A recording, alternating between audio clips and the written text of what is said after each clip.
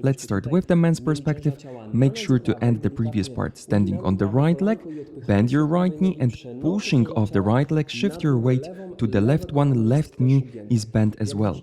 Rotate your upper body counterclockwise. Make sure to keep your back straight and lead the lady into the pose by straightening your elbows. It's very important not to lean over the lady because that's the way to lose your balance. If you want the pose to be bigger, you need to bend your knee more and straighten your elbows more, but keep your back straight as a counterweight for the partner. Let's now cover the lady's perspective. We're going to turn around so you can see what's happening in the front. Place your hands behind the man's neck, make sure to keep your weight on the left leg, then take a side step to the right, rotate your body counterclockwise to end up with your right side to the man.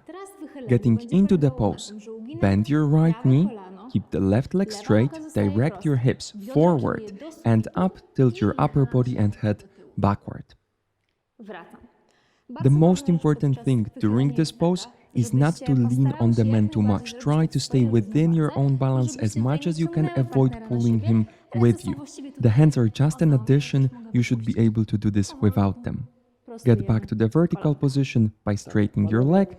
From the man's perspective, while leading the lady out of the dip, help her by pulling her with your hands and straighten your knee as well. Let's count this part in the proper direction. We've ended with an embrace on the count of 1, 2, 3, 4, 5, 6, 7, 8.